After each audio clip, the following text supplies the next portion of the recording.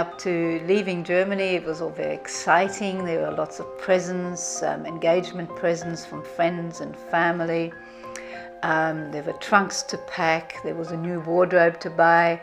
We all believed Australia was going to be always hot, so my mother said you don't have to take any winter clothes at all, just summer clothes and very light. So of course I did that, which was totally wrong when I came here. It was freezing cold.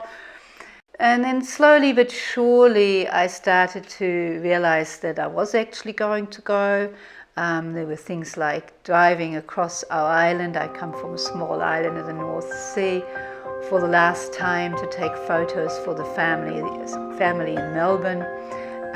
That was very sad because I suddenly realized I'm saying goodbye to these places and I don't know when I'm going to return.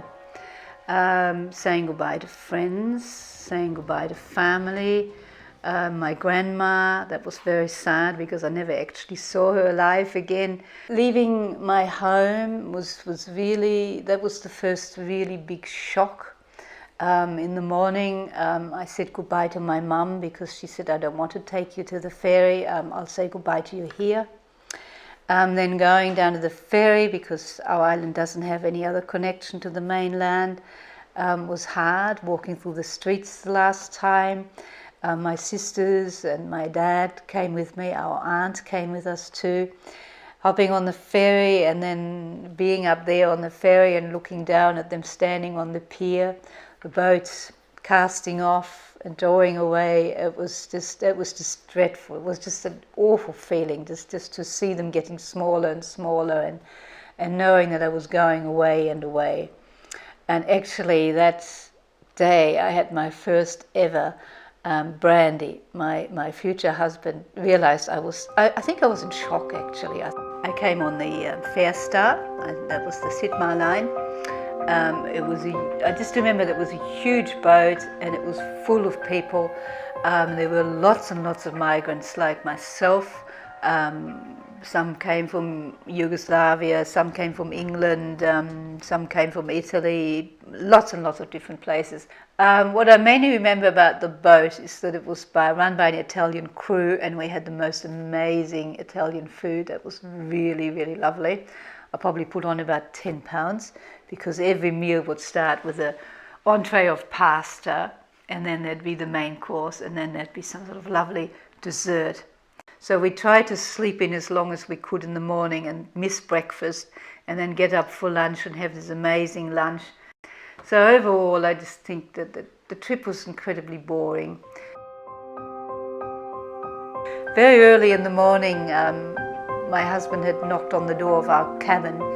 He wasn't my husband then, he was only my fiancé, so we were not allowed to share a cabin together.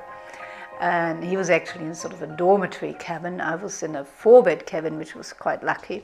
But he knocked on the door very early in the morning at first light and said, "Get up quickly, you can see a glimpse of Australia."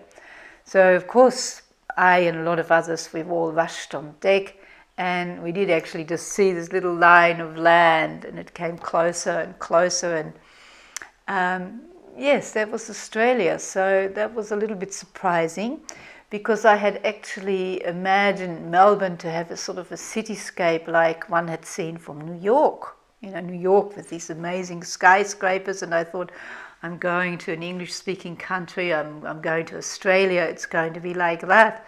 Well, of course, Melbourne didn't have anything like that. I think we had the Southern Cross Hotel, which was about 3 stories high. I think it was about the highest building in Melbourne at that time. Then there came an announcement to say that the Australians, those Australian passport holders, would be the first to disembark. And us migrants, we would have to wait because we'd have to have our papers checked and be checked by customs, etc. So we had to wait.